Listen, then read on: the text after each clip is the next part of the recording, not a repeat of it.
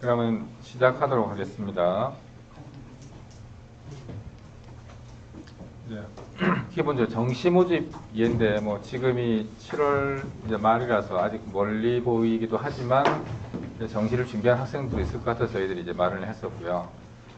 기본적으로 이제 저희들 이야기한 대입 전형 표준화 4+S는 충분히 다 아실 거라고 이제 보고, 수시가 학생부와 논술 위주이라면 정시는 거의 실기 전형일 수밖에 없는 상황입니다. 수능 전형. 수능 전형이라 하면 우리가 지금 이제 최근에 6편 했었잖아요. 그죠? 6편 같이 스타일로 나오는 게 정시에 그대로 반영이 된다라고 생각하시면 되고, 그때 될 때는 거의 뭐 교대 같은 경우에 내신이 반영이 되겠지만 교대가 아닌 경우에는 거의 수능 100%로 간다고 보시면 될 건데, 기본적으로 정시가 어떻게 이루어져 있는가를 말씀드리고 시작하겠습니다.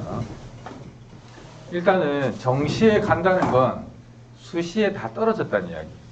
수시에 혹시 붙은 학생이, 전문대로도 마찬가지로 붙은 학생이 정시에 만약에 지원하게 되면 무조건 불합격 처리되고 재수해야 돼요. 그게 나오는 게 5월달 되면 주민등록번호로 조회를 해가지고 이중등록자가 되면 둘 다 불합격 처리가 되고요. 그런 애들이 한 해 한 300~400명씩 돼요. 꼭 수시 확인하셔야 되고, 4년제 대학 수시 합격하면 당연히 정시에 4년제 쓸 수 없고요.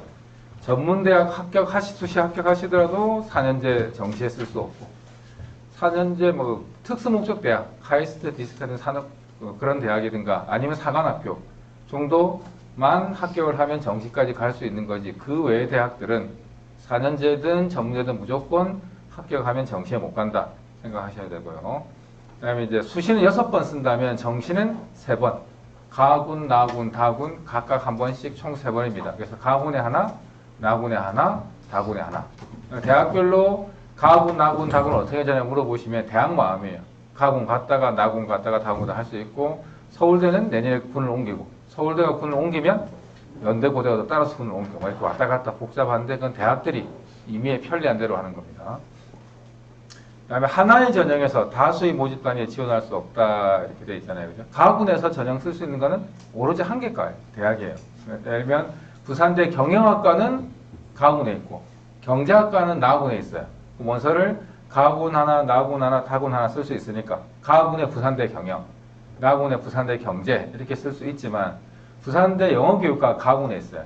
그러면 가군의 부산대 영어교육과하고 경영학과를 동시에 쓸 수는 없어요. 그래서 분별 무조건 한 개다라고 생각하시면 되겠고, 정시 모집에서 합격하여 등록한 자는 추가 모집에 지원할 수 없다. 추가 모집이 뭐냐면 수시 끝나고 정시인데, 정시 끝나고도 만약에 학생을 다 못 뽑으면 대학들은 또 추가 모집이라는 걸 할 수 있어요. 이때 추가 모집 할 때는 조건이 있어요. 수시도 떨어져야 되고 정시도 떨어져야 되는데, 정시에 합격한 학생은 지원할 수 있어요. 대신에 모집 전에 등록 포기를 해야 돼요. 수시에 합격한 학생은 등록 포기해도 안 돼요. 수시에 합격한 학생은 등록을 포기하더라도 추가 모집에 지원할 수 없고, 정시에 합격한 학생은 등록을 포기하면 추가 모집에 지원을 할 수가 있습니다. 두 개가 다르기 때문에 주의를 해주셔야 됩니다. 그다음에 정시 모집 일정입니다. 지금 우리 아이들이 6월 모평 찼잖아요, 이제 그죠? 그다음에 이제 코로나 때문에 일정이 지금 전부 다 좀 밀렸다는 거 다 알고 계시죠? 그래서 수능 시험 접수가 9월 3일부터 9월 18일. 이때 수능을 접수를 하셔야 돼요. 재학생들이면 학교에서 할 거니까 걱정 없이 이때 하셔야 되고, 9월 16일 날 모의고사를 치게 됩니다. 그죠? 이때 모의고사를 치고 그다음에 이제 수시 원서 접수가 이루어지게 되겠죠. 수시 원서 끝나고 났다면 이제 12월 3일 날 수능을 치고, 성적 통지가 12월 23일 날 있어요. 그럼 이때부터 이제 대학들은 합부를 보통 발표하게 될 거고, 미등록 청원이 1월 5일까지 있습니다. 그럼 이게 다 끝나고 나면 이제 1월 7일부터 11일까지 정시 원서 접수가 있게 됩니다. 이게 2월 7일까지 모든 게 끝나고 나면 이제 충원 합격자, 이게 2월 18일이고, 이게 2월 18일까지 다 끝나고 나면 이제 아까 말씀드렸던 추가 모집이 이루어지게 되고 요 안에까지 끝나게 될 겁니다. 그래서 작년보다 전체적으로 2주 정도씩 뒤로 밀렸다고 이렇게 생각하시면 될 것 같습니다. 그래서 우리 아이들이 지금 6월달 모평 쳤잖아요. 아마 성적표를 다 받아보셨죠. 그 성적표 모양이 수능 모양하고 똑같아요. 그 전에 우리가 1학년, 2학년 때, 그 다음에 3월, 4월 달에 쳤던 모의고사 성적표는 정보가 많이 나오잖아요. 그런 정보들이 많이 나오는데 6월, 9월 수능은 정보가 없어요. 그냥 등급 100분위 표준 점수 요것만 딱 넣을 때 거기에 나오는 거고, 거기에 지금 재수생이 한 6만 정도? 조금 안 친 것 같은데 정시 때는 보통 15만이 돼요. 재수생이 아직도 9만 정도가 더 들어올 예정이다. 그럼 우리 아이들 성적은 아마 조금 더 떨어질 가능성이 충분히 있다라고 생각하셔야 되고, 그다음에 전국 일정이 요거는 이제 밀린 거를 저희들 쭉 하신 거고, 학교에 학생들한테 다 안내가 됐으니까 충분히 알 거라고 봅니다. 그다음에 수능 과목이 혹시나 만약에 우리 아이들이 올해 가면 다행이지만 못 가게 되면 상황이 좀 많이 좀 복잡해지죠. 수능 체제가 지금 우리는 기존 체제고 교육과정은 바뀐 거예요. 근데 지금 이제 2학년들이 3학년이 되면 수능 체제도 바뀌는 거예요. 교육과정은 같은데. 배운 과목은 같지만 시험 치는 방법이 전혀 달라지죠. 지금 국어 같은 경우에는 독서, 문학, 화작, 언어 매체 다 쳐요. 예? 근데 바뀌게 되면 독서, 문학은 공통으로 치지만 화작과 언어 매체 선택이 되죠. 그래서 필수 공통 과목이 76점, 선택 과목이 24점. 이렇게 되는 상황이 되기 때문에 우리 아이가 언어와 매체 혹은 화작 중에 어떤 걸 잘하는가를 또 골라야 되고, 수학 같은 경우는 지금 수학 가나형이 돼가지고 등급이 따로 나와요. 그러면 인문계열 학생들은 1학년 때보다 수학을 잘하는 것처럼 나와요. 왜냐하면 수학 잘하는 아이들이 전부 다 수학 가형치니까, 인문계 나형치니까 상대적으로 등급이 잘 나오는 것처럼 보이는데, 거꾸로 이야기하면 자연계열 가치는 아이들은 등급이 1학년 때보다 떨어졌겠죠, 상대적으로 웬만한 학생들은. 근데 재수를 하게 되면 통합해서 나와요. 그럼 인문계열 학생들은 수학 성적이 좀 약하다면 더 떨어질 가능성이 있는 거예요. 자연계열 학생은 반대로 수학 성적이 조금 더 좋아질 가능성이 있죠. 그래서 우리 아이가 수학을 잘하냐 못하냐도 그런 재수를 할 때 말 때 고민할 수 있는 상황이 충분히 될 수 있는 상황입니다. 그런 과목이 국어하고 수학이 선택형으로 바뀐다는 거. 어차피 사탐, 과탐은 다 선택형이기 때문에 상관이 없지만 이제는 바뀌게 되면 사탐, 과탐이 섞여요. 지금은 사회 2개, 과학 2개 선택을 해야 되지만 이제는 바뀌면 사회, 과학을 1개 섞어도 되고 따로따로 쳐도 되고 그렇게 바뀌고요. 노란색으로 되어 있는 건 절대평가. 이건 등급만 나오게 되는 겁니다. 여기도 이제 보면 여기는 상대평가인데 여기는 절대평가예요. 그러면 이제 아마도 아랍어를 열풍은 올해까지는 아랍어 열풍이 있을 수 있으나 내년부터는 아랍어 열풍은 사라지게 되겠죠. 절대평가가 되면 일정 점수를 획득해야 되니까 20점대 받고 2등급 나오고 이런 가능성은 없어지기 때문에 그런 상황이 있습니다. 그래서 혹시나 약대 때문에 고민하시는 분들이 있으시다면 그런 부분도 신중히 또 고민을 해보셔야 돼요. 이게 이제 수능 성적표 예시 보셨을 건데, 한국사는 절대평가니까 표준점수 100분이 없이 등급만 나오게 되고, 국어는 상대평가라서 표준점수 100분이 등급이 다 나옵니다. 수학 마찬가지고, 영어도 절대평가라서 등급만 나오고, 나머지는 다 상대평가라서 이렇게 점수들이 나옵니다. 그럼 이런 조합들을 쫙 다 해서 나오는 게 수능 성적이에요. 어떤 대학들은 표준점수 합산으로 가고, 어떤 대학들은 100분위 합산으로 가고, 등급을 보는 대학은 현실적으로 영어, 한국사 빼고는 등급 보는 대학은 별로 없어요. 그래서 국어, 수학은 표준 점수나 100분위, 그 다음에 영어하고 한국사는 등급, 이렇게 생각하시면 됩니다. 이게 실제로 아마 6월달 모의 성적표를 받아보셨죠? 이게 날짜가 12월달로 바뀌면 이게 수능 성적표도 똑같이 나옵니다. 이거 같이 이렇게 나온다는 거. 등급 분할 점수, 당연히 혹시나 아시겠지만 영어하고 한국사는 절대평가잖아요. 그래서 영어는 10점 단위, 90, 80, 70, 60, 50, 40 이렇게 해서 1, 2, 3, 4, 5 9등급 가지고, 한국사는 40점까지가 1등급이고 그 다음에 5점씩 깎여 나갑니다. 영어 같은 경우에 등급이 상당히 중요하잖아요. 그래서 만약에 우리 아이가 등급 점수가 애매하다, 80만 9점 나온다, 세상 영어부터 해야 돼요. 그게 1이 되는 거하고 2가 되는 거하고는 차이가 상당히 크죠. 그죠? 100점과 90점은 아무 차이가 없어요. 어차피 100점인지 90점인지 모르니까. 근데 89점과 90점은 엄청난 차이죠. 1점이 10점을 잡는 거예요.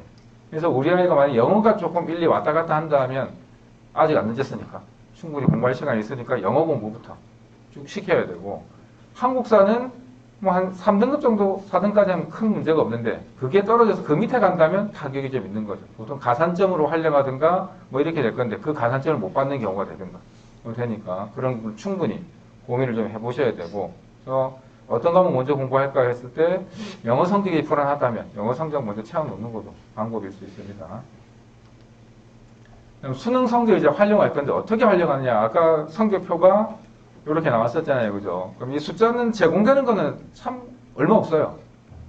이거 응시자가 우리한테 그렇게 중요한 게 아니니까. 그러면 표준열 100분위 등급 요거밖에 나오지 않는 건데 이게 이제 반영되는 게 다양하게 갑니다. 기본적으로 한국사는 응시를 안 하면 큰일 나는 거죠. 한국사가 4교시에 있어요. 수능장에 가면. 1교시가 국어, 2교시 수학, 3교시 영어, 4교시 한국사인데 1교시 치고 2교시 때 망쳤어요. 근데 난 수능 최저도 안 들어간 대학인데 갈래. 근데 수능을 반드시 쳐야 돼요. 수능은 치대 점수를 반영한다 이런 대학이 있다면 만약 4교시 한국사를 안 치게 되면 수능 성적표가 안 나와요.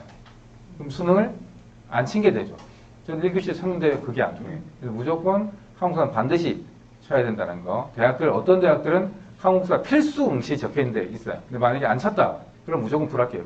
그런 대학들은. 상관이 아예 없는 대학도 있지만 있는 대학들은 그런 부분을 주의하셔야 되고, 그 다음에 수시 때는 수능 성적표 중에 뭐가 제일 중요하냐면 등급이 제일 중요하죠. 등급밖에 사실 안 보죠. 그죠? 등급이 수시 때 활용이 되더라. 그래서 최저학력, 부산에 있는 모 대학인데 표시가 이렇게 되어 있어요. 상위 3개 합의 6, 국어, 수학, 영어, 탐구 중에 3개가 합의 6 이내여야 되고 한국사 4등급. 이 6은 어떤 조합으로 맞춰도 상관없어요.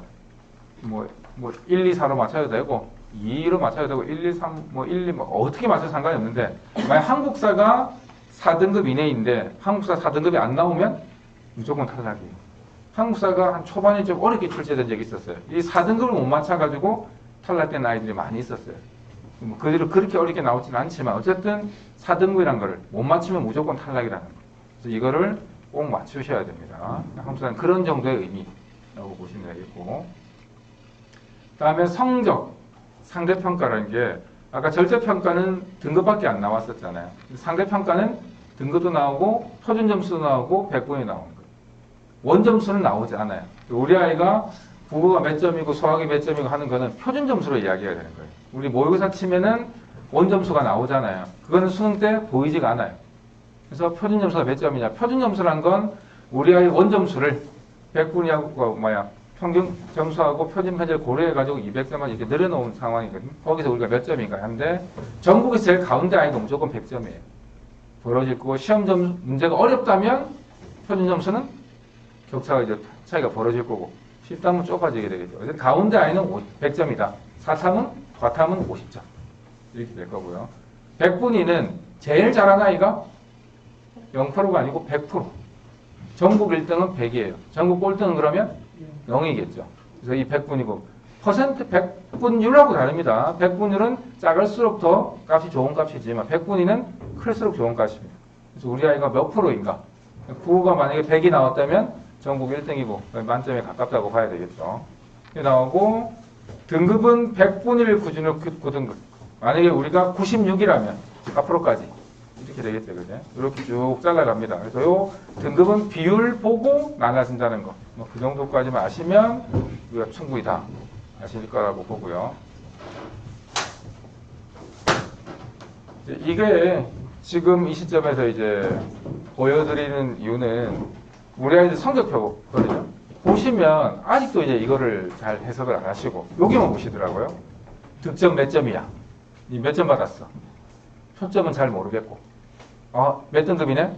이거만 이제 끝나시더라고요. 근데 우리는 이제 고3이고 수시에 최저를 맞추든 정시에 가야 되면 이것만 가지고 부족해요. 1학년, 2학년들 그걸만 보죠. 우리가 봐야 될 거는 여기도 봐야 되고요. 여기도 봐야 되고. 틀린 것들이 뭐가 있는가도 다 봐야 되고. 등급 조합도 봐야 되고. 다 전부 다 봐야 돼요. 일단 그것들이 어떻게 되는가 보여드릴 건데 보시면 득점이 이렇게 쭉 이루어졌어요. 이 원점수는 근데 아까 수능에서 성적표 제시되지 않는다 그랬잖아요. 이 점수를 가지고 표준 점수 이렇게 만들 거거든요. 이게 100점에 가깝다는 거는 평균값에 가깝다는 거겠죠. 그럼 우리 아이가 한 50%쯤에 가깝다는 이야기가 돼요. 이 석차들은 사실상 큰 의미가 없는 거고, 전국 100분이라는 건 100명 중에 62.28이니까 몇 등? 38. 거꾸로 봐야 되니까 100분이니까 100이면 1등이니까 38등 정도예요.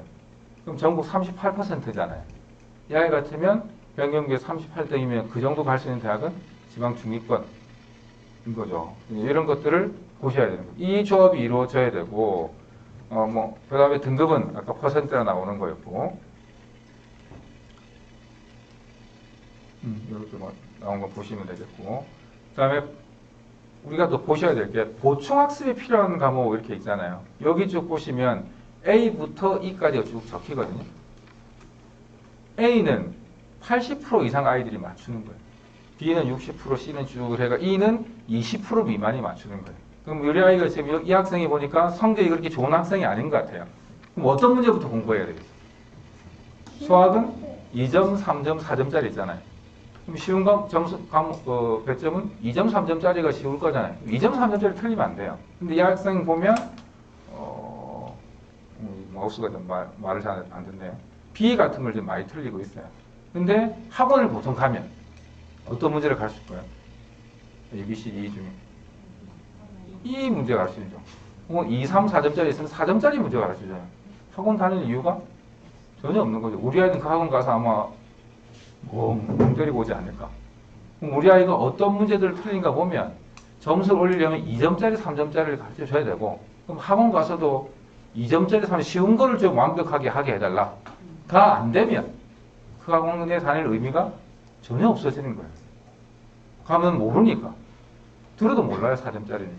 4점짜리 맞추려고 노력해야 될 게 아니고 2점짜리, 3점짜리 맞출 수 있는 노력하고 2점, 3점짜리, 3점짜리가 맞으면 그게 거의 안 틀린다 하면 이제 4점짜리, E, D, E 이런 거 맞출 수 있도록 해요. 이 학생 같은 경우에도 영어에서도 듣기가 틀리고 이렇게 하는 거예요. 이게 기본이 좀 잘 안 된 학생이고 듣기부터 시작해야 돼요. 듣기는 대부분 학생들이 안 틀리는 거거든요. 그럼 듣기를 맞출 수 있게 가야 된다. 그래서 여기 보시면 화작, 화법과 작문은 거의 안 틀리는 거예요. 근데 문학을 많이 틀리잖아요. 그럼 이 학생은 문학이 약한 거예요. 문학 공부를 해요. 수학도 보시면 주로 많이 약하냐면 추론하고 문제 해결이 많이 틀리다, 그죠?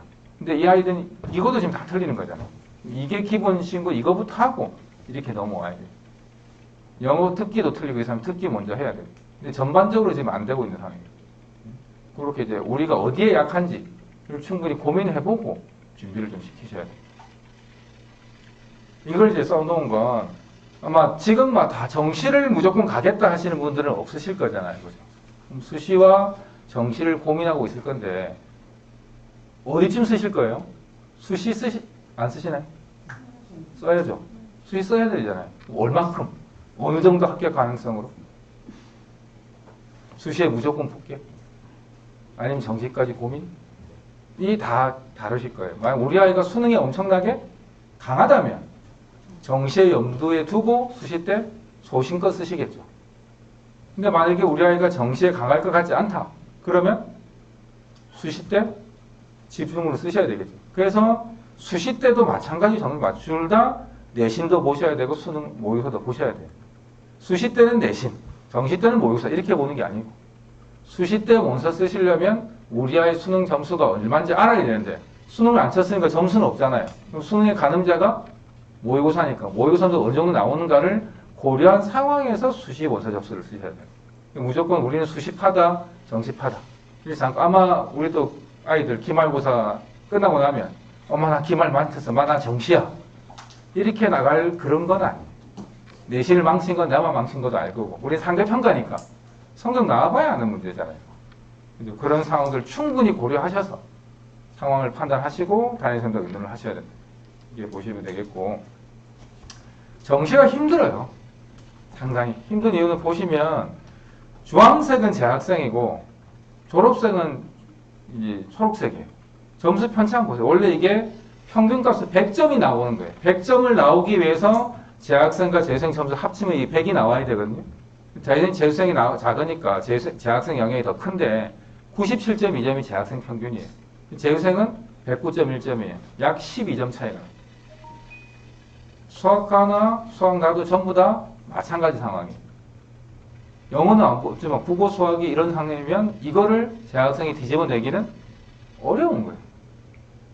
이런 상황이면 우리 아이들이 정시까지 갔을 때 과연 재외선을 이겨낼 수 있는가 하면 그렇게 쉽지가 않은 상황이고, 그래서 대부분의 주요 대학들의 정시 성적을 보면 재수생 비율이 60% 이상.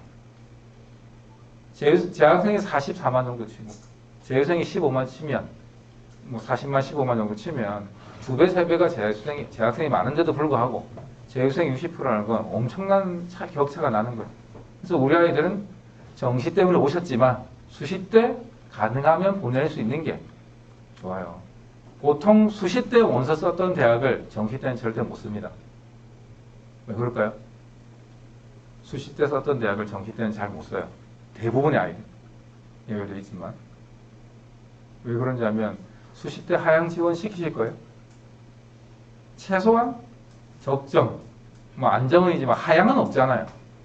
근데 그 대학을 떨어졌어요. 그럼 수능은 수시 때보다 더 잘 칠 가능성은 없는 거죠. 수시 때 그 정도 수준을 보고 썼는데. 그러면 아이들은 확 납치든가 아니면 엄마 나 재수할래. 이렇게 갈 수도 있어요. 그래서 수시 때 눈높이를 적정해 가져가시는 게 아주 중요해요. 2018년, 19년도 마찬가지로 18년은 그런 게 아니고 19년이에요. 여전히 격차는 12점 가까이 차이에요. 변하지 않는 거고. 이게 올해 건 아직 안 나왔지만 이제 내년에 나올 건데 마찬가지일 거예요, 점수가. 그만큼 재수생 점수를 따라가는 게 쉽지 않다. 그래서 학생들은 수능에 영향이 있는 건 수시 때 최저학력이잖아요. 최저학력이란 건 몇 등급만 이상만 맞으면 되는 거죠. 그것만 맞출 수 있을 정도로만 공부를 해도 되는 거면 훨씬 정시보다 유리할 수 있으니까 그렇게 가시는 게 훨씬 낫다라고 보시고, 저는 수시 때 최선을 다해서 적극적으로 해보시는 게 훨씬 용이하다라고 말씀드리고 싶습니다.